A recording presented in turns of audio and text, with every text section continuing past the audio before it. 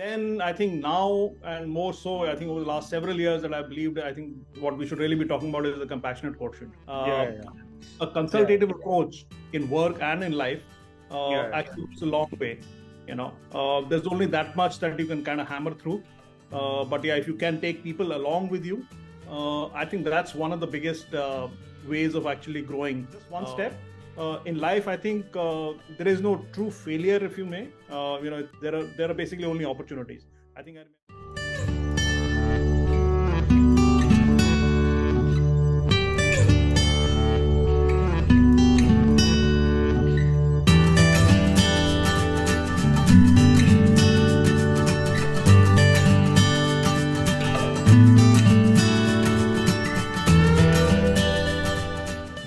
So, great morning, audience. Today we have got with us a very special guest, and I'm pretty sure that you all are going to enjoy this conversation.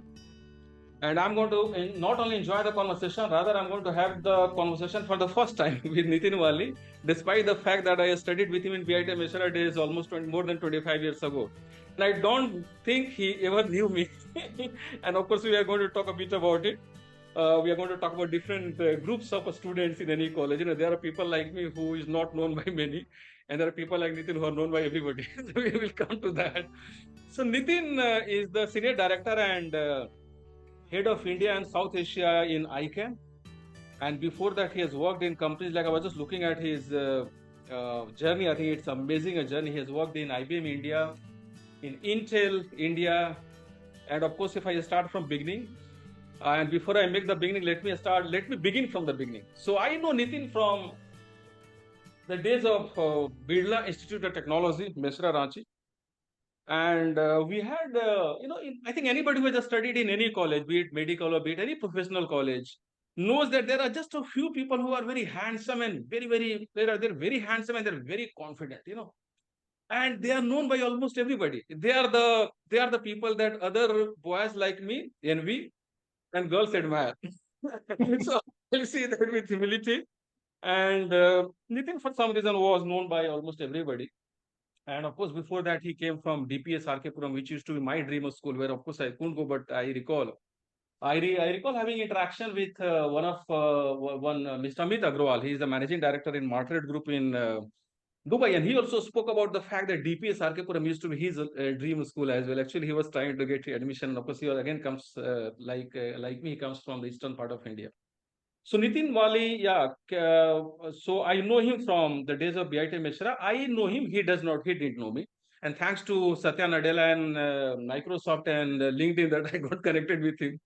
So Nitin, thank you so much for accepting this invitation, for being the guest in this heart-to-heart conversation. Of course, we are going to talk a lot about the journey of life and leadership. And once again, thank you, because I think we tried to make this conversation happen over last few weeks, but somehow we couldn't hold it, including on that fateful weekend when we lost one of our very dear friends from the days of the BIT Mishra, and then he had to rush to Bangalore. Of course, we'll talk about that as well a bit. So once again, welcome. Nitin, and just to tell the audience a bit about Nitin, Nitin started his journey in 1997, of course, after graduating from BIT Mishra, Ranchi. He started his journey in HCL Infosystems, and then he joined a company called Novel India, and then he joins IBM India, and then he joins Intel India, all the companies all the companies in India, which I wish I also could have worked for some time. So Nitin has got a very strong journey, very, very positive, very inspiring journey. And then he joined a company called, I think we all know Oracle India. And then we'll also discuss about this a bit. And Nitin joined VeriSign, and here he worked for almost 1 decade. So what was that which VeriSign had, which Intel didn't have? We are going to talk about it. Of course, on lighter note. So in case somebody is watching this video and he or she happens from Intel, no, it's just a lighter note. But I think he did work in VeriSign for close to a decade, and then he worked in different companies. Nitin is also in the advisory board member for India SME Forum. I saw his picture with the Minister of State for Information Technology, Mr. Rajiv Chandrasekharan, I think. And of course, I'm going to share that picture as well in the background. And currently, and before that, Nitin worked in GoDaddy for some good time. And now Nitin is, as I said in the beginning, Senior Director and Head of India and South Asia in ICANN. Nitin, welcome. And thank you so much for making it happen. I know there are many people that I have been in touch with, and even today I had scheduled two conversations, but the second conversation I just got a message that the person is not feeling well. So again, I have to hold it next weekend. It's not easy because working for almost 5 to 6 days, maybe 7 days also at times. I know it's a very senior role, which you are very responsible role, which you are holding. And then spending some time in the morning while again getting ready in formal clothes and at the time which actually should have belonged to your family are giving to me and the audience. Thank you so much, and Nitin, salute and welcome to for spending this time on weekend. That's very important. So Nitin, I think when you look back on your journey, I think journey which of course must have started before DPS Arkepuram days, and then you come to DPS Arkepuram, which is I think one of the best known schools across the country, and then you come to BIT Mishra days, and of course I spoke about some of the aspects of BIT Mishra, and then you come to come and work in some of these best known institutions. So there are some people who seem to be blessed by God and destiny in a special way. I think Nitin, I'm saying this with humility. You seem to be a person who has been there at all the right places. Over to you. Which are the some of the thoughts which come to your mind when you look back on your journey? And once again, thanks for joining us. Perfect. So first of all, a big thank you, Arun, for bringing me on this platform. It's truly an honor. I've seen all the wonderful work that you're doing in the HR front. Getting leaders together, getting people together, and making sure that at least the voice of at least leaders and doers is heard by a larger audience. So I think that's a great human service you're doing to the corporate world in that sense. So thank you once. And before I start, I think I need to just clarify a couple of points that you made. One, I may have been known by people, but you were certainly the studious kind. So maybe that's one of the reasons we didn't really connect too much, because I was never really the studious kind in that sense in college. Uh, but having said that, yes, BIT was a great learning place. So everything that I am today, I think at least majority of that truly is what I learned at BIT, both technical and non-technical in that sense. So truly good for BIT, which is our alma mater. But just from a journey perspective, to be very honest, Arun, I think one of the things that at least all through I've tried to do, and I don't know if I don't think I did it on purpose, but it kind of was probably one of the traits I had. But essentially, I've tried to work with the flow in that sense. I don't know if that kind of explains things. And in general, although I've been in sales and marketing, business development roles, and product management roles across, to some degree, I've been a little different from what typically you would find in a sales role. I'm not extremely aggressive. I don't believe in being aggressive. A consultative approach in work and in life actually goes a long way.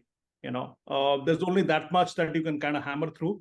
But yeah, if you can take people along with you, I think that's one of the biggest ways of actually growing and actually even giving back in that sense.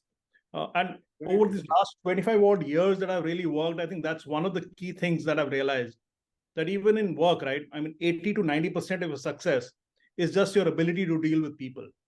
And if you can manage to do that, I think that's a great starting point. And when I say people, I don't mean only people who are junior to you. I mean people who are above you, and people even maybe a couple of levels above you, right? And I think we can come back to that later, but I think that's one of the learnings that I've had, that in terms of engagement, it's not important only to engage with your manager. It's probably important to engage with the manager's manager as well. But yeah, I think that's very important. No, it's very important, because I have been in this field over the last few decades. I know that it's very important, and I've seen that some of the best of careers and some of the people who had all the talents that one can think of, they couldn't succeed because of some of these inabilities which you just spoke about. It's very powerful, very important, because I think, as you rightly said, that it's 80 to 85% the success of a person, professional.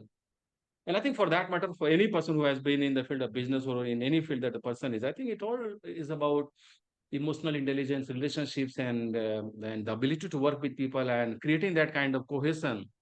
And it's an art. It's not a science. It's something which that's the reason I always share with people that no matter how many books you read on power and politics and organizational behavior, it's all about finally you as a person.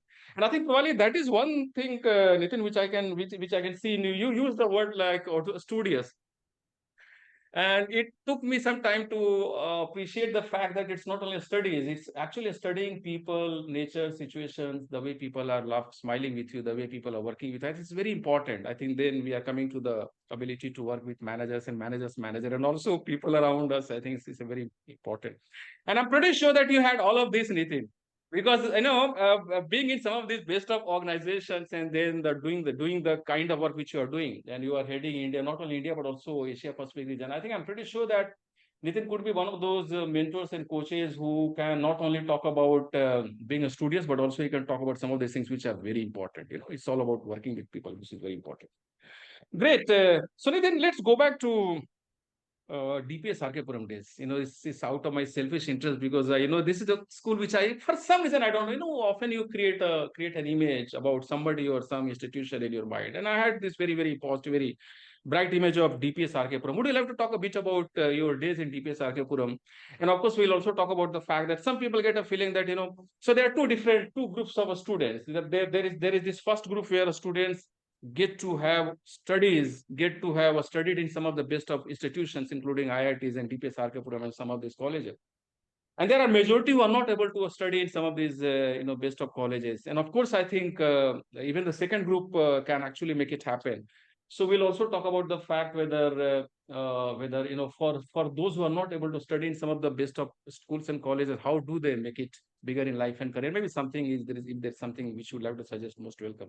So let's go back to DPS Arkepuram days. How exactly were the days, and anything which you would like to think about and suggest, share with the audience? Oh, sure. I mean, I think to be very honest, I mean, I guess DPS was just another school. I mean, because so a step back, right? So before DPS, I was in a school called St. Xavier's, Delhi. And that was very far away from where I used to stay. So I used to stay closer in South Delhi in the AIMS campus. My father was a doctor there. And from there, St. Xavier's used to take, on those days, it takes about 45 minutes by bus. This is 30 years back, more than 30 years back, right? So there was a long distance. And then, DPS was like up and coming that time. A lot of people were talking about DPS Arkepuram and, all of that happening. And then, in the goodness of things, my father thought that maybe it'll do good to get to a school like DPS, and we tried and we finally got through. But yeah, from a school perspective, I think first day, actually, I can just recall first day when I reached there, it was actually a culture shock for me. Because Xavier's was a convent school, in the sense, run by, missionaries, with a stick hand, very disciplined and all of that. And this was DPS Arkepuram, and it was truly, it was haywire. Even in those days you're talking about, 1993, 1990s, early 1990s. It was amazing. And the day first day I reached my classroom, and everybody was shouting, somebody's throwing something or something. I mean, it was amazing. So yeah, that was a culture shock. But then I think over time you obviously tend to certainly engage, and you get to learn and do all of that. So obviously that experience was just a one-off. But after that, I've really loved my experience at DPS. Again, just like BIT, probably that school taught me so much more than just academics, right? I mean, again, I was a very average guy even in school, but I think the other pieces that you kind of learned and I picked up maybe subconsciously really helped me reach the level I've kind I also remember you as a person who was very confident, very, very confident of your thought process, your personality, because that's the way I used to hear about you. Because I think for some reason, you were known by almost everybody in BIT Mishra. So I used to see as a person who is very confident. And is there any connection between your confidence and your childhood days? Is there any connection between your confidence and your days in DPS Arkepuram or St. Xavier's or Delhi? Maybe Delhi itself makes you confident because that's the only way, right? Otherwise, it's a place which is all about, So anything on that line? How do I see some people who are shy in childhood days, and it takes many decades actually for many people to break the kind of the shackles of shyness. And some people who are naturally confident. So is there something called natural confidence? So would you like to talk about those students and confidence or personality, something, whatever you want to share? I'm just using some words. No, absolutely. So I think I don't know if confidence, but I think in terms of just being sure of where you are at, in that sense, right? Just from your perspective. what you're doing, what you want to do. I think those things kind of help you in that sense. If you have a level set, even within, I think that kind of helps. In the past, when we were growing up, it was all about IQ. We used to talk about intelligence quotient and stuff. Yeah. Then things moved to something called EQ, which was emotional quotient. Are you emotionally stable? Can you handle these things? That's the biggest thing of leadership. Then I think now, and more so, I think over the last several years that I've believed, I think what we should really be talking about is the compassionate quotient, right? Compassionate? Compassionate quotient. So how compassionate are you? CQ. Yeah. Do you have empathy? Can you put yourself in others' shoes and then walk towards that, right? Those are the pieces that can help. But coming back to your question specifically around confidence, I think I initially, in fact, I was actually an introvert. Then I realized that hey, this is something that I need to correct. And what also happened after BIT was obviously I got a job in HCL, which was a sales role, and HCL was a great learning ground again. Right? I learned everything in computer to use copier, and of course doing some sales. So I think all of those pieces together kind of helped me. Of course, the school, the alma mater, my BIT, all of them kind of helped me mold towards that. But I think I took a step on my own in the sense that, hey, try and get out of this mold and try and, at least project the mold. That was I think very interesting, because I think when it comes to, shyness or confidence or being open and being very strong with people, interpersonals and all that, I think some of these factors like the background, the city that you belong to, that also often adds some value to it. Having said that, now there is an ever-growing, ever-increasing number of people who came from very small tier 2, tier 3, tier 4 kind of towns and cities, and still they did it pretty they did pretty well. So I think things are changing. Having said that, as you rightly said, confidence is all about. Now I can also share something about my experiences. What I feel is that confidence is all about knowing, as I think this is something which you also shared, knowing what we exactly want to achieve in life. And I think people can actually correlate with this feeling when somebody can just think of day to day, kind of living. On a day when we know what exactly we are going to do, suppose we are on the way to the meeting, we know exactly what is that I'm going to say, we are confident, isn't it? And this is just a small example. And in case we are heading towards a meeting room and we are a bit doubtful and all that, and we are not exactly sure how exactly we are going to respond to some of the questions which we envisage people asking, we are a bit, lacking in confidence. So I think it's all about clarity. It's all about clarity, as what exactly you want to achieve in life. So what I've seen is that if people are clear about their goals, and that's the reason I often encourage people to write down their goals. So even if somebody is not willing to write, at least have some clarity about what exactly you want to attain on short term, mid term, long term. It's something which is very bookish at times, because the way thousands and thousands of people are talking about setting goals on YouTube, if you go, half of YouTube is filled with setting goals. I think it is losing its meaning. But I think all that it means is that in our subconscious mind, you don't have to write. Also, just be clear as what exactly you want to achieve. Number one. Number two, just be clear as you are in the field which belongs to you. Isn't it? I think that's very important. No surprises that Nitin is in a very leadership role, in a role of leadership, because I think it's something which I've always correlated with his personality. I'm talking about more than 25 years ago. And of course, if somebody knows that the heart belongs in some area, and still the person is doing something which is not exactly close to the person's liking, I think confidence takes a backseat. And I think this is something which is happening in many corporates also, where many people are in fields which are not exactly making them happy or inspired, and still they are there because of certain constant or certain restrictions. And I think that's where I've seen that many people lead a life which is like, which could have been far bigger, is what I'll say. So very interesting. And any message for students, Nitin, who may not have studied in the kind of schools and colleges that you have studied? So any message for these people? Because there are many people. Yeah. No, absolutely. So I think the good thing is now, I mean, technology has really leveled the playing field, right? Technology, it really doesn't matter if you're in a tier 1 city or a tier 2 city or a tier 3 city, whether you know English or you don't know English, you're not too good at English. I think all of those barriers, in that sense, actually the internet has really broken down, right? Broken. That's a very important, interesting point. Yeah, I think that's a great thing. So just from a messaging perspective, I don't think we need to step back. I think we are, I wrote an article also, I think a couple of days back, about India's demographic dividend.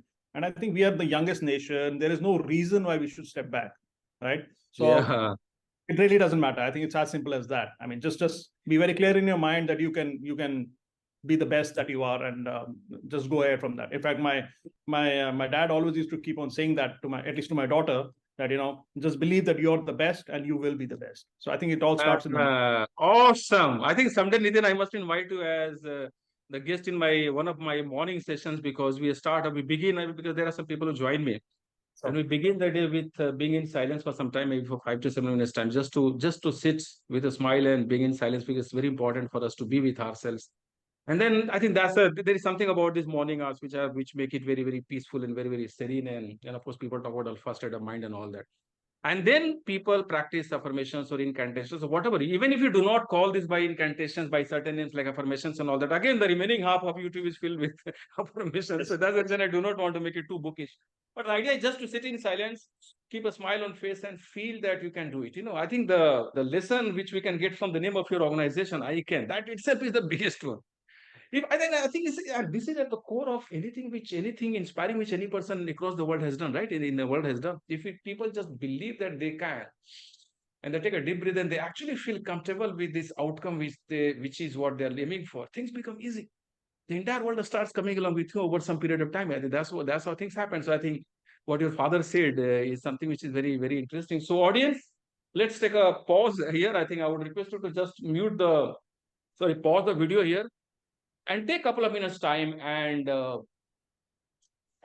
and make a promise to yourself, make a commitment or promise to yourself that from today onwards, every day, if you can spend just 5 to 10 minutes time while just reinforcing the belief that you can do what you want to do today. If you can just do this, and maybe once you do this for next few days time, it becomes a part of habit.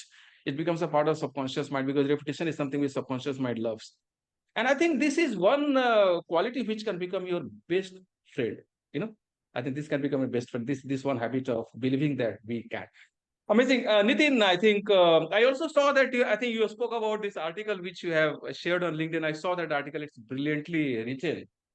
And I also saw that you have shared forum stages with some of the most inspiring people, including the picture which we can see in the background, Mr. Rajiv Chandrasekharan, who is the Minister of State for Information and Technology. Would you like to talk about some of the vibes or kind of thoughts which you got while sharing the stage with these people, while talking to these people? What exactly do you think make these people the kind of person that they become? Something for the audience, yeah. I think so. Let me start at a very different perspective first. I think just politics in general, I think, has changed dramatically over the last couple of decades. So politicians have changed. Of course, there are all sorts of politicians, and we probably don't need to get into that right now. But having said that, I think there is this sense that like I said earlier, students or youngsters can believe that they can do much more than they are doing, and they should have that belief. I think India as a country, I think, is becoming much more confident. Yeah. And I think our politicians, in that sense, at least are playing to that, and are at least playing to India's strength. So, for example, Mr. Chandrasekhar, I met him a couple of times. He comes from a background of technology himself, so he understands technology. Studied at some of the best universities in the world. But he still has the same way of doing things in terms of making sure he hears people, gets views, all stakeholder management. All of those good things that come together, which typically you would have not thought that would have happened at least a couple of decades ago in that sense. That's one good thing that's happening. So at least with him, I can certainly say that those are the things that actually have certainly worked for him. But like I said, in general, I think politicians or corporate leaders, I think they need to have this spirit of, even if I may not call it leadership, but all the other enabling leadership qualities, right? And I think I talked about that earlier as well. Being compassionate, being empathetic, being decisive also, right? That's also a great quality to have. All of those put together certainly makes sense and helps you grow. So yeah. Powerful, very powerfully said, Nitin. Yesterday, I was just watching a couple of reels. I was just looking for something, and then it came to a couple of reels in which Mr. Prashant Kishore, he has been walking on foot across villages in Bihar nowadays, I think over the last few months and all that. I think for more than 200 days, he has been visiting. He's been walking through some of the villages of Bihar, and he has been sharing some messages. If you watch those reels, it's not about politics and all that, it's about the way this person has been trying to awaken the villages. That बंद करो vote देना वो मुर्गा चावल और एक pouch के नाम पर। सोचो अपने बच्चों का भविष्य और उसी को वोट दो जिनको देखकर, जिनसे बात करके आपको लगता है कि वो आपके बच्चों का भविष्य, जो कि long term satisfaction is talking about, is talking about something which is very long term, उन्हीं को वोट दो। नहीं तो ऐसा कैसे हो सकता है कि आप बोलते हो कि ये बंदा काम नहीं कर रहा और वही बंदा 15 साल से जीत रहा है? ऐसा कैसे हो सकता है दोस्तों, बताओ। इसकी जिम्मेवारी सिर्फ आप पर है और आप पर, and he is kind of, I saw multiple things which are there. And I think the message here is that even if we look at the political scenario today, Prime Minister of India, I have seen some of the meetings which he start. They start before corporate people start leaving their homes for their offices. I have seen True. some of the meetings happening in the newly constructed Parliament building at 8:30, starting at 9 o'clock. I don't know what time they might be leaving their home, and we're talking about politics. So, gentlemen, I think audience, I think is I'm saying this with a lot of humility. Gone are the days when people used to get a feeling that it's only corporates which are running the world and country. No. True. Now I have seen lots and lots of people doing things out of sheer passion and purpose. And I think you see, be it the field of startups, be it the field of social media, be it the field of influencers, be it the field of, I think I know there are people who are working for 7 days. For example, this Sunday is one of the most inspiring days for me because this is the busiest day. And I love it. And I think audience may get some feeling out of course, not the shine on my face, but I think your shine is more than the shine on my face. But I think people are loving doing some of this work. I'm pretty sure that even you might be responding to some of the calls or putting some articles on LinkedIn and all that over the weekend. So I think the world is becoming more productive and more competitive in different fields, which is very interesting. So great. Amazing. And I think we have certainly gathered based on what you said is that people like Mr. Rajiv Chandrasekhar, they are the people who are actually working as harder than many corporate people might be working. And I think there is certain level of degree of corporatization even in politics and different fields, which is happening. Very nice. I'm pretty sure that this video is going to be seen by many people from BIT Mishra, Nitin. So I need to go back to those days. I do not want to make them disappointed. When you look back on your days of Birla Institute of Technology, Mishra, which are those? Would you like to share a couple of memories, a couple of things which come to your mind? Anything and everything. It's just like going back, and some of the lessons, of course, will come to which you got in those days, which now you feel that when you look back and connect the dots, you connect the dots pretty well now. So anything from the days of 1993, 97. I think those were the years, right? Yeah. 4 years. I mean, yeah, we could have a couple of hours of conversation, I guess, on that. We'll have part two. We'll have part two on that. Yeah. Part 2, 3, 4. I don't know how many, but yeah, that's certainly going to happen. But yeah, I think I mean it was BIT Mesa was great. I mean, to be honest, it was a wonderful time, right? I mean, Yeah. we start with the campus, right? The campus was huge. It was massive. Huge. It was such a lovely city campus. Although now, of course, with a lot of construction happening right outside the college and everything, Yeah. at least within the campus is still the same and very green and very well done. So I think and that goes to what you said earlier in terms of being focused on your mind and practicing the best. I think even that enabling environment itself was always there, right? Correct. That was wonderful. The kind of professors we had, and now that we look back, right? I mean, they knew a lot of stuff. They were very simple people, like most of the people during that time probably, and most academics also in that time, right? They were very simple people. All our professors used to come in cycles, and some of them would walk down. Very few of them had cars. If you remember, just a few of them actually had cars. But then, yeah, I think we probably didn't realize at that time the kind of enabling environment that it is. But I think subconsciously all of that was playing. So I think that was wonderful. From a BIT perspective, I think the kind of friends that we made, the kind of learnings we had, I think all of that was really amazing. Super. I mean, I can't see anything negative there in that sense from a BIT perspective. I would love to go back to BIT and study again there. So as simple as that. Yeah, I had given a chance. Yeah. And also, I think in those times, probably we appreciated it. Of course, we appreciated this thing which I saw in BIT Mesra. But I think now when you look back, we can appreciate it even more and in a deeper way. I think that was the only college probably in those times. And probably that's the thing which is happening even today. Where there was no ragging, zero ragging. Can you imagine? A college where people used to be scared of, I don't want to use any word, they're actually just, let's say, scared. They were scared of even thinking of ragging somebody because people, there was this concept of black dot 1, 2, 3, and people used to be rusticated and thrown out of the college. Just imagine today when people are talking about the power of administration. I think some of these administrators who used to run the college, I don't know how did they manage this, build this culture where nobody can even think of ragging anybody because he knows that he can be actually sacked. I mean, separated from the college. And I came from some other engineering colleges also because before that I was in one of the engineering college called Bihar College of Engineering, Patna, where my God, I mean, there was not a single day of ragging, not a single day. So just imagine how some of these colleges have built this culture.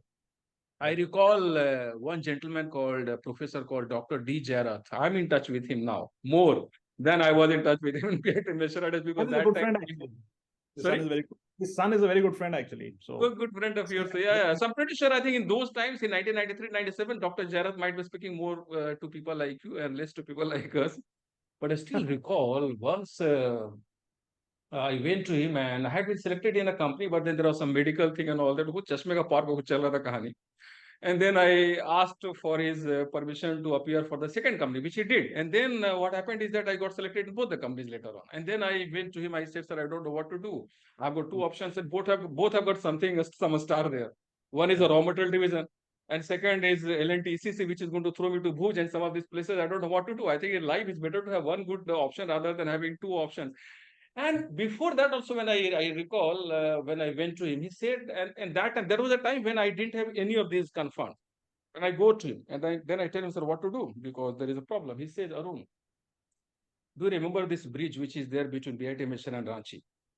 When you have to, and I think in those times, there used to be days when there used to be congestion on the bridge and all. There was a narrow bridge, if you recall. He said, cross the bridge when you reach the bridge. At the moment, just relax, be in the moment, and apply for the second company." I recall a lot of these conversations. And I also remember him as one of those smoothest, speakers. The way he used to speak was so good. No? Just listening to him was so good. One of the perfect, I think, very, very suave speakers in English. I think people used to swear by his name when it came to communicate, the power of communication. And today, when you look back, I think old was gold. And of course, today, of course, a lot of things are happening, artificial intelligence and this and that, and social media. But I think if this is something which I always share with people, that for us to know some of the most important, insightful lessons of leadership and learning and life transformation and career upgradation, I think we don't have to read too many books and watch too many videos and all that. We just have to look within and just have to talk to our grandfather and father and some of those people who will tell us the power of focus, power of discipline, power of doing. I think something which you also said right in the beginning of this video, you said the leadership and doing, which is very important. It's all about doing, because when we do, we learn the best. And leading means what? I think you said it. It's all about caring for compassion quotient, CQ, which is one of the most important requirements in corporates. If our leaders have got, I think people, managers and leaders have got this CQ, I think they are not going to require any person to come and conduct a session on stress management, isn't it? I think that is at the core of all of this. So very interesting.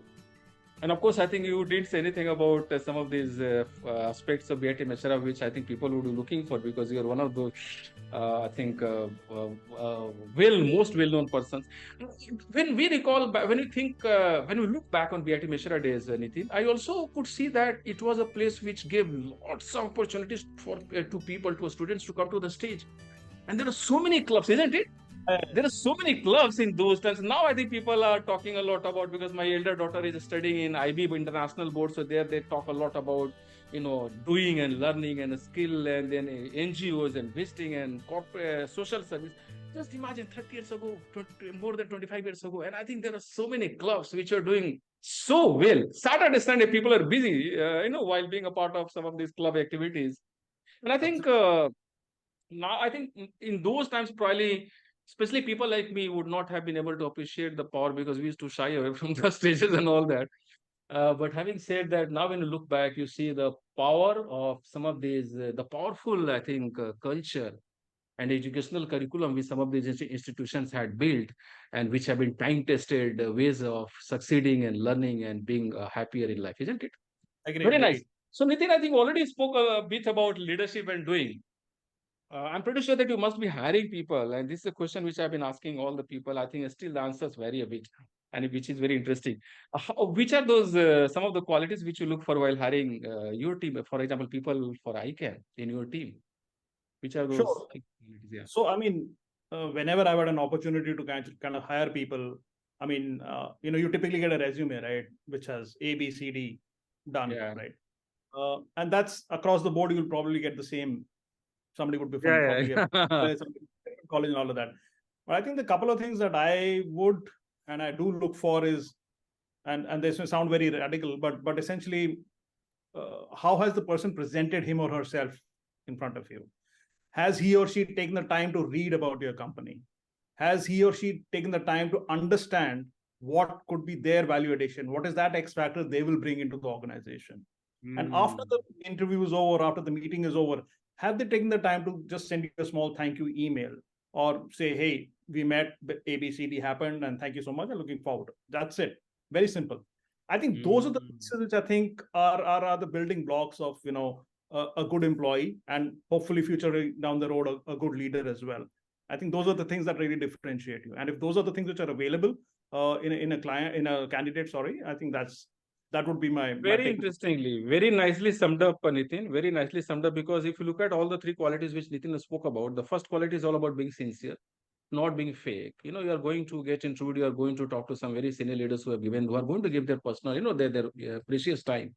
And then if you just go there without having spent even a single minute or maybe half an hour while knowing a little about the company, I think it shows that the person is not very sincere or serious about this opportunity. I think that's very interesting. An observation, a quality which we are looking for. And second thing is all about reflecting. It's not only about reading or going through some of the websites. It's about reflecting and seeing as what is that you can do for the company. So which are the core values of the company? Which are the objectives of the company? Which are the goals which means the company is moving forward? Which are the keywords which leaders are talking about in some of the posts on LinkedIn while talking about this company's future and vision? And then to look within and see as, okay, these are my qualities and how can you bring your X factor so that the company can grow better? The synergy, so it's all about reflection, which is very important quality. The second thing which you said. And I think third thing is even more important if people ask me, because I was talking about this morning program. So in the morning programs, there is one thing which is always there. Of course, there are a lot of books written on the morning rituals and morning habits, including savers and all that. So I always say that gratitude is very important. We have to add that gratitude. And I think it's all about being grateful and saying thanks to people for their time. That's all. And for some of the lessons which you have got, because I'm pretty sure that, be it any interview, we always learn something new. I'm pretty sure that.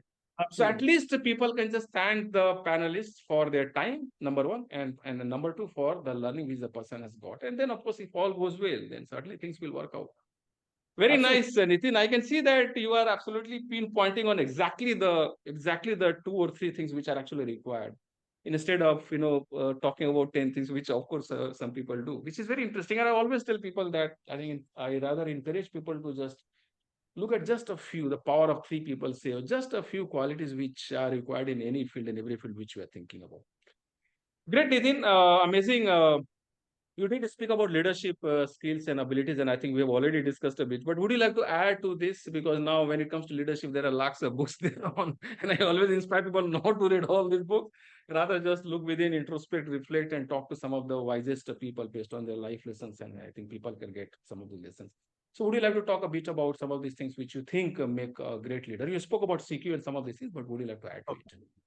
I mean, just a couple of other pieces that I would kind of like to bring about. And again, I think it's coming again from my mindset of being empathetic and being compassionate. I think leadership is really not about being in charge. I mean, this is the fallacy that most of us have, that I'm a leader, I'm the big boss, I can fire anybody, I can shout at anybody, right? I don't think being a leader is about being in charge. I think being a leader is about taking care of those people who are in our charge. So I think there's a difference there. And if one can understand that and work through that, I think that's great. And just coming from that, I think the other piece, obviously, once you're doing that, is about enablement, right? If you're a leader, you have to be an enabler, right? It's all about enabling people to do their best, no matter what, right? I think those two pieces are very, very critical in terms of a leader. And I think the third piece, which I think is again related to these first two pieces, is about respect, right? If you're a leader, you should actually command respect versus demanding respect, which is unfortunately the case in most, well, not in a lot of leaders. And in that sense, I guess I worked across various geographies with bosses from the US, from Australia, from India, from Asia Pacific. and there are a lot of cultural nuances, right, in all of these leaders. So I think we need to recognize that as well. Some bosses can be extremely micromanaging and demanding for all the wrong reasons, and some can be aloof. So you need to figure out where your boss kind of stand, where a manager stands, and work through that. And I think those are the pieces which I think a leader has to take place. And I think one more piece I think I would like to add is, again, just from a leadership trait perspective, is that I think a leader should also understand or should know when and where to stand in the team, right? So he could lead from the front. He could lead from the back and say, "Hey, I'm behind you guys. Go ahead and take charge." Yeah. Right in the middle of the team and supporting all the other functions as well. So I think those pieces are kind of interesting from a leadership perspective. So Very interesting. Very, very interesting. We can also sum up what you said in three C's. You spoke about compassion, which is very interesting. You spoke about caring for people rather than just getting a feeling that I'm here to now fire and hire, and that's what. So people normally start looking at the power angle of being a leader, which is not exactly inspiring. So being compassionate, the first C, and then caring for people, the second C, which is very important, and then the third C, which you said is is very powerful, and that is commanding respect rather than demanding. And I think people, I think you just go through some of these posts on LinkedIn. I think many people talk about some of these things, right? People talk about, empowering people, and then people keep on sharing some other nice goody. It's like a euphoric world. yeah. When it comes to doing, they do just the opposite. So that's where I think very interesting. So actually, I had another session after this session scheduled today at 11 o'clock with one ex-president HR, ex-CHR of Tata Steel. Oh, And wow. he's in a very inspiring zone at the moment. And of course, I'm going to have the conversation with him in the next weekend. And then I was going through some of the posts which he has made. And he is a devotee now to Satya Shri Puttaparthi Sai Baba. And he talks about two things: love, Yeah. love Also. people, and compassion. I think care, again, similar things: love and care. Yes. And I think we do not require all these consultants to come and conduct a session for 2 days. If leaders just get the essence of this, love means what? Love, once, I think everything which is running in the right direction in this world is out of love, right? Be it family, be it love for projects, love for our company, love for discipline, love for doing something which actually strengthens the pillars of the organization rather than doing something which erodes the value from the organization. It's all about, once people get the meaning of some of these little words, I think they do not have to go through so many books and all that which people are talking about. So love and compassion. So very interestingly summed up, Nitin, and I would once again request to the audience to pause the video and think about this, because I think having done some work in this field over the last few years, I have seen it very closely that it's a shallow world. People do not go deeper into the words. And everything which Nitin is saying, if people just get 20% of what he has said and implement this in their life and career, they do not have to read any of my books, which you can see in the background. Do not have to read. I think what you said is something which has got the essence of all that is required for being a great leader. It's just that I think you spoke about it, leadership and doing, in the beginning of this conversation.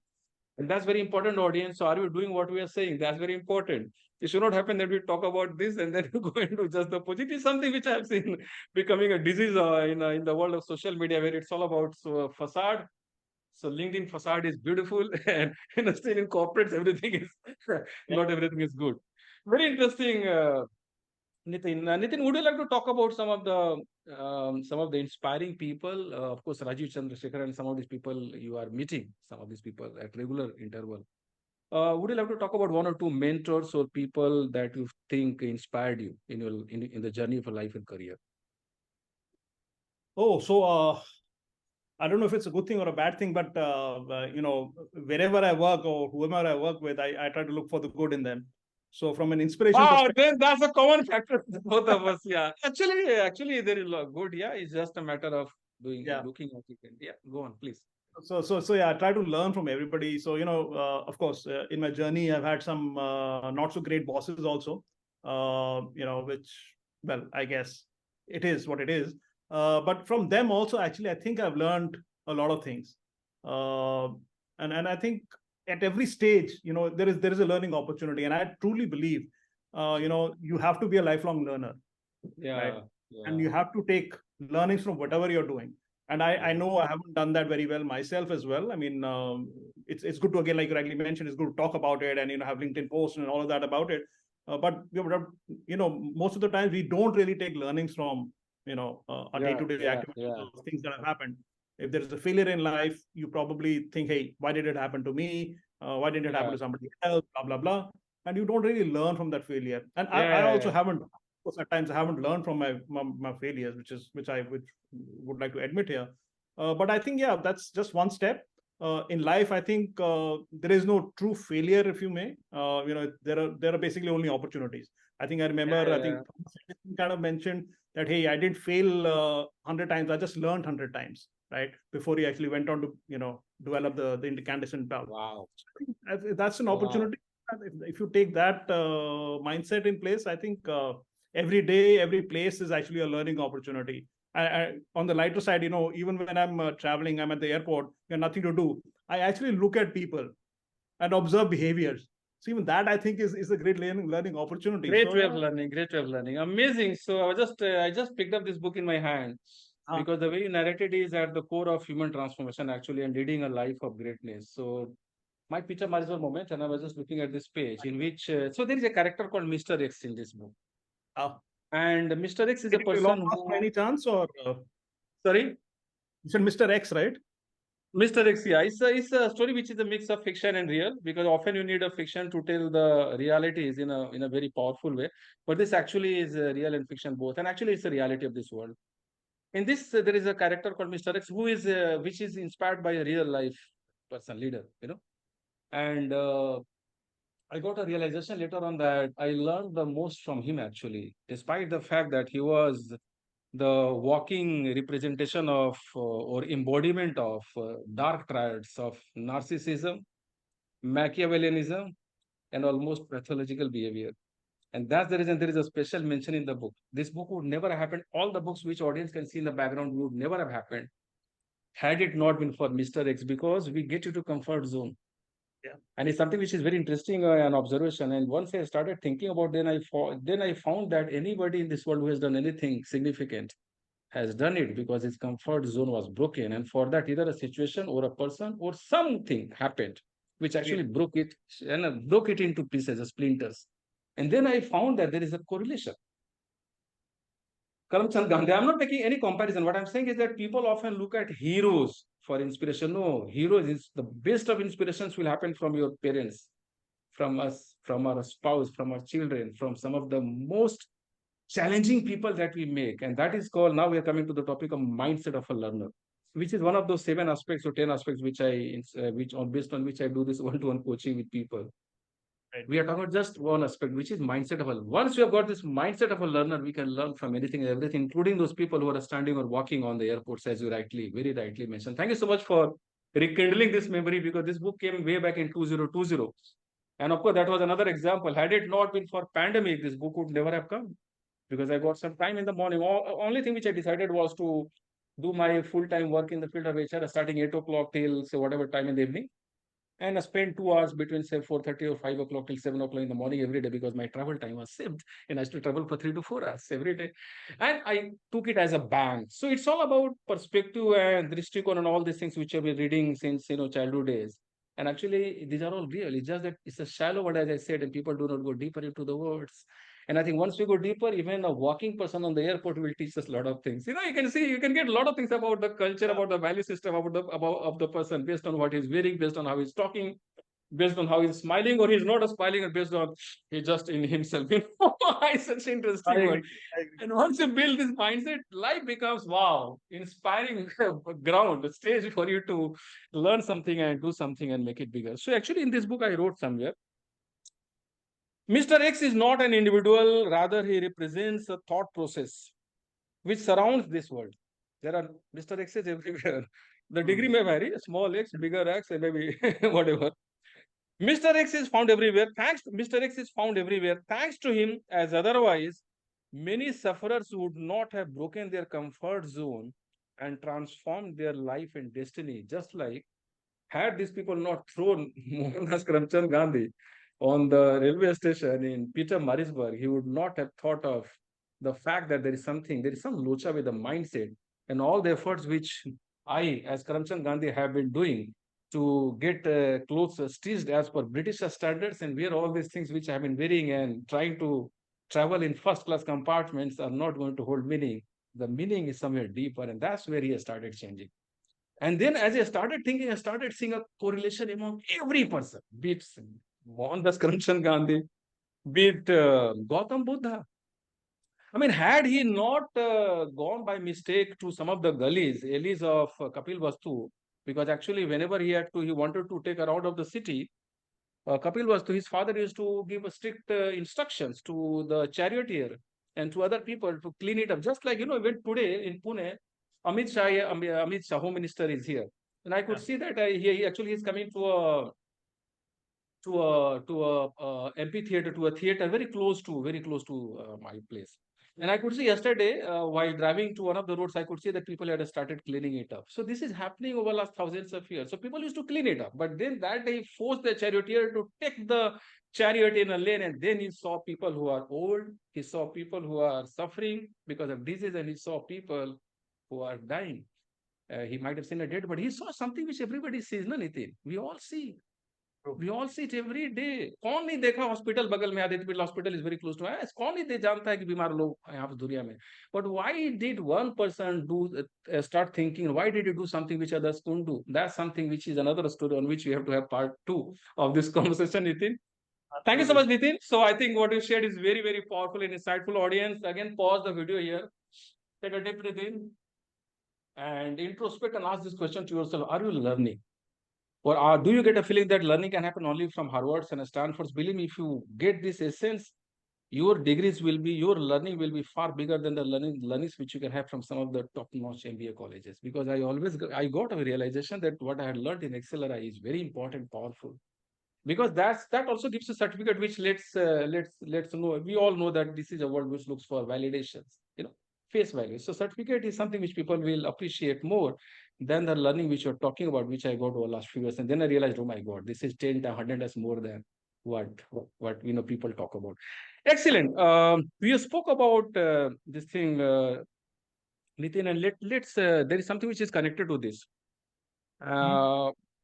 So on the weekend, when you got this message about this sad news, and you went to Bangalore, do you feel that your thoughts, your beliefs, or you as a person has changed a bit after hearing the news which we all heard? One of our friends passed away at a very young age, actually, rather. He has got a family, So do you think that your belief about the way of looking at life has changed a bit after this incident, or of course some other incidents also? We are talking about the incident which you all know from BIT Mishra. Yeah. No, absolutely. I mean, I think again I'll step back. Maybe I mean because I think you knew him pretty well. You knew him pretty well. A roommate, and we were together. Yeah.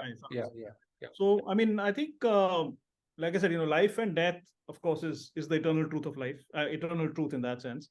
जो आया है उसको जाना है. It's as simple as that. But things like this, when they happen, and especially when they happen at a young age, you kind of think, or at least start thinking.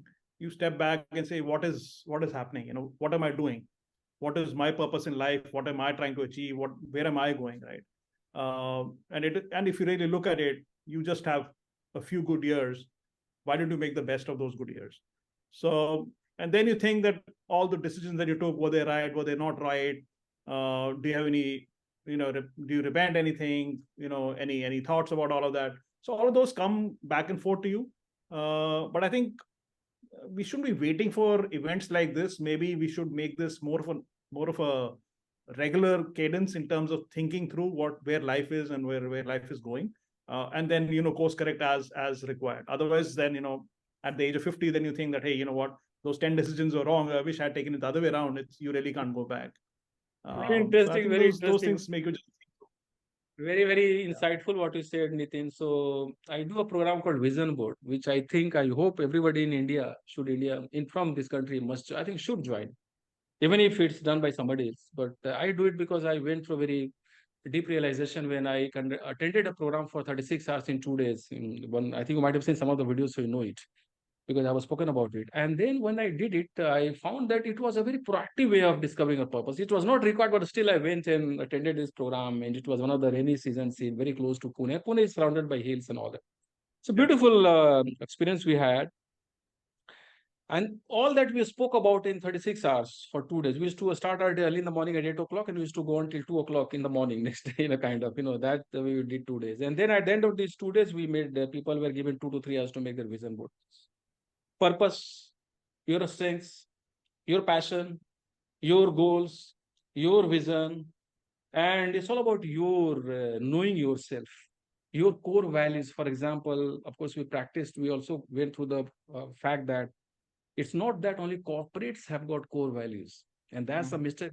That's a mistake which many people working in corporates commit. They get a feeling that corporate का काम है core value. मेरे को जिंदगी में पैसा बनाना है, घर चला मस्ती करना है. No, it's not true. Everybody has got a set of core values and principles. It's just a matter of reflecting and thinking about this. And actually, the morning program which I started is all about reflection. And one of the most important aspects of this morning program is to actually look back and think back as people. Actually, one of the most important aspects of these morning programs is for people to make their vision board, prepare the vision board in a proactive manner, in which they talk about purpose, they discover their purpose and meaning and values and talents and strengths, because people also write their strengths, because it's very important for us to actually look at the talents and strengths which you all carry in a world where people are busy, people around us are busy, reminding us of our weaknesses, of spots, So it's very important. And then I found that as people have started attending these programs, they have started getting some of these realizations for which many people have to wait for some event to happen around them, It's all about proactivity. So I think, Nitin, I know that the incident which you're talking about is something which makes people brood, but it's all about looking at it in a manner which adds some value to the society, to the lives of people, and that's all about being proactive. That's all about being proactive and reflecting back on our life and seeing and thinking whether we are actually doing justice to the talents which we all have, isn't it? It's very important. And I think another thing which people practice in the morning session is to practice. We spoke of the attitude of gratitude, which is very important. So I think I always tell people that yesterday, I think today morning, I think at least 2 to 2.5 lakh people have not been able to see today. It's very important for people to value their today. It's very important for people to keep a smile on their face and make a promise to themselves that I'm going to make my today one of the most productive and happiest days, and spend some time with family. When you spend time with your kids, look into their eyes and see what they're trying to say to us. I've seen people, and that's the reason we spoke about this shallowness of world. We are shallow everywhere, isn't it? So it's all about being grateful. It's all about reflecting back on our everyday. It's all about making our every day and every hour count and being happy. I'm not saying that people have to keep on doing something to unearth some of the biggest of secrets. Whatever life you're leading, just be in the moment, which is very important. Absolutely. Great, Nitin. I think we spoke about quite a few inspiring things, but we shall not spare you unless we also know about some inspiring movies and inspiring books and inspiring places, because we are talking to somebody who must have been there across the world. So would you like to talk a bit about some of the movies which you find are very inspiring and good? Oh, movies. Yeah. I'm not sure about movies. I'm not a big movie fan, to be really honest. Okay. But I go with the flow. So right now, of course, all my movie lists are decided by my daughter. So okay. She says this is a movie you got to watch. So then I watch it. Very nice. But that's one. But yeah, I think from a book's perspective, in general, of course, a non-fiction book, right? If you probably can see it at the back is Steve Jobs, his biography. There's another book which is very relevant, although from a manufacturing domain perspective, but it is actually taught in MBA schools in the US a lot. It's called The Goal by an author called Eliyahu Goldratt. Eliyahu Goldratt, yeah, very nice. Beautiful. Very nice. It's a very, very old book in that sense. I mean, but it's great. That's really good. And I think there was one more book, The Checklist. Okay. The Checklist is actually by an Indian doctor. The checklist, I think, manifesto something. The checklist manifesto something. In fact, for a long time, it was actually given as a book to new joinees in Google also. Mm-hmm, you know, mm-hmm, mm-hmm. about. So basically, this talks about process methodology. That if you have to do a job, how do you break it down into smaller steps, get it done, and that's the checklist that you need to have. So it's actually a bestseller. It's done very, very well, and the author obviously has done very well for himself and as such. So I think those books have been really great. So in general, these kind of non-fiction books are something which I really liked. So yeah. Amazing. Would you also like to talk about some of the places across the world which you feel as if they are calling you again?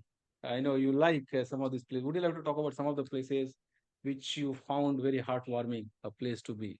Oh yeah. So again, I think I've been fortunate enough to have traveled pretty much all over the world except the continent of Antarctica. So in that Wow. sense, pretty much done everything. Wow. I think few cities certainly stand out when you kind of travel in terms of the people, the warmth, and all of that. Melbourne, for one, is a beautiful place. I mean, I really, really love Yeah. Melbourne. And contrary to what people think, or at least we used to think that Australians are very rough and they can't gel and all of that. I think Mhm. Australians are one of the warmest people on the planet. They're brilliant. I mean, I just love being there. Given an opportunity, I would actually just work out of Melbourne, but that's not possible. But that's a great place to be. In Southeast Asia, I think Vietnam and Indonesia are two great places. Again, people raring to go, relatively young demographics, but very, very warm people, both in Indonesia and in Vietnam. So Yeah, I yeah, think yeah. three places certainly are wonderful in that sense. Very So, yeah. interesting. And I think audience, I think let's take a pause 1 second here. And what Nitin has said has got a very important point. I think it's getting connected with what I also shared a while ago. It's a world where people do not go deeper. It's a shallow world we spoke about. And also it's a world where people fall very easily for catchwords, for phrases, for buzzwords and all that. Now, there is one catchword or buzzword or whatever common notion that people talk about is that Australians, people from Australia are very, very rough and this and that, and people have got this idea. So my suggestion is that never fall for anything which you see people talking in general. Always explore it yourself and try to make your own impression. That's very important realization which I had in life. And I think what you said is absolutely right, because I have worked in Tata BlueScope Steel. BlueScope Steel is an Australian company, and the people that I know from BlueScope, they are some of them one of the most humble and very true gentlemen. I recall some of Chris Hargreaves. I recall some of the names like Chris Hargreaves, Darren Pye, and Nick Berlin. Some of these people with whom I work, they're some of the most gentle people. And this is another thing. I think we said, no, this is a world where we all decide on things based on the facade which has been put in front of us, and that's something which marketers and advertisers are playing on. Actually, they are playing to the fullest because of this one psychological aspect of the world. So I think it's important that we take a pause. And I often inspire people who join me in the morning hours to just take a pen and paper and write down some of these things which they have been made to believe or they have chosen to believe. Once they start reflecting on this, they will find a lot of things which are not correct, isn't it? And that's what I happens with, for example, somebody says that Delhi may aggression bahut zyada and all that. See, there are certain things which people have seen, but they also say that Delhi, dil walo ki Delhi, correct? That's another thing. I've seen that. And for me, Gurgaon, Delhi is like food capital, man. There's nothing in the country which can match with the food in Delhi. It's the way I love. So every place has got its own charm. It's just that it's the same word which will, if which will always remind you or invite or I think inspire people to look for that dark spot on a page which is absolutely white. This is one of the realities of the world, and that's the reason I always inspire people not to make a perception or kind of thought process based on what they have seen being spoken about on social media or based on what they have heard people saying. Rather, instead of doing that, let people experience and create their own set of experiences. And that's what I think Einstein also said. True learning is something which comes through experience, which comes through doing. And we are going back to the point from which we started this lovely interaction, Nitin. It's more than 1 hour. We didn't even realize it's 1 hour, 3 minutes. And right in the beginning, you said something which is very important. Audience, let's take a pause and think about it. He said leadership and doing. So it's all about doing, because only through doing you build your own set of realizations. And only once you build your own set of realizations, you become super confident. Believe me, I'm saying this with humility. I was a very shy person. I was a very shy person in BIT Mishra days. Nobody used to know. Very few people used to know me. He used a very positive word, studious. Of course, I think we had a group of people, 5 or 6 people who used to study, and they also used to watch how some people have got this this confidence, and they are so handsome. And we also used to at times we used to feel envious about some of the people like Nitin. Having said that, over last 3 years or 4 years, I went through a lot of realizations. I wrote a lot about this. And then I watched people, I learned from them, I learned from nature and things which are visible, and also from Mr. X. And then I again saw the connection among the life of any person like Elon Musk, people that normally people worship, and also common people. So I'm just using this word common because just to get the message across. And then I realized that everybody has got a hero within. And that confidence, and whatever confidence, if you see some confidence in me, is all because of last 3 to 4 years when I actually went through intense process of realization and doing, because it's only through doing that we know what is working and what is not working. And actually, before this 4 years, I was working as head of HR, and people will always remember me as a person who used to bring a lot of energy and all that. But I'm talking about the realization which I went through over last 3 to 4 years time, and it's all based on one word: doing. Thank you so much, Nitin, for bringing some of these very inspiring thoughts and words and ideas into the realm of this interaction. I think I must thank you once again for making this time available. And if there's anything, Nitin, which you want to share, which I might not have brought in the course of this conversation, feel free, or else we will thank you once again and close this conversation. Thank you so much. Oh, thank you so much, Arun, for again getting me on the platform. It was wonderful talking to you, and it's always a learning experience. All your experience in the HR field and in org field. So thank you so much. I'd just like to end with one quote again, which my dad used to talk about all the time, and he used to tell me and my sister all the time. He was, गिरते हैं शेसवार ही मैदान जंग में, वो तिफल क्या करें जो घुटनों के बल चले. So unless you kind of are on the horse, only then will you fall. If you're crawling all the time, you'll never fall and you'll never learn. So I think that's very interesting because many people, I'm pretty sure, must have heard this somewhere, but they have not got the essence of this. What it says is very important, that you have to experiment at times with life. You have to experiment, be it the experiment of visiting new places or meeting new people, for example. Like Nitin spoke about, observing people. At times, if you see some people sitting on the adjacent seat on aircraft, just talk to them also. We get to learn a lot about these people. गिरते हैं शाहसवार मैदान जंग में, वो तिफले क्या गिरे जो ना किसी से बात किए, ना कुछ नया एक्सप्लोर किया, ना कुछ नया पढ़ा, ना कुछ नया लोगों से बात ही किया, बस अपनी सैलरी अपना काम हो गया 60 साल के बाद. That's not what is going to make people actually know the real beautiful meaning of life. Life is all about abundance, and I think we can just experience whatever we can, and it's all going to be happening through working, doing, and breaking our comfort zone. I think it's another thing which is getting connected with this. Thank you so much for sharing this, Nitin. I'm pretty sure that we can have part 2, part 3, and of course we'll come back once again about BIT Mission days. Absolutely. I'm pretty sure some people might be looking for more of this from while I talk to you. Thanks, and say my regards to your family, your daughter, who is inspiring you to watch some of the movies, and of course your father and all the family members. Thank you so much. Take care. Have a great Sunday. Bye. Thanks.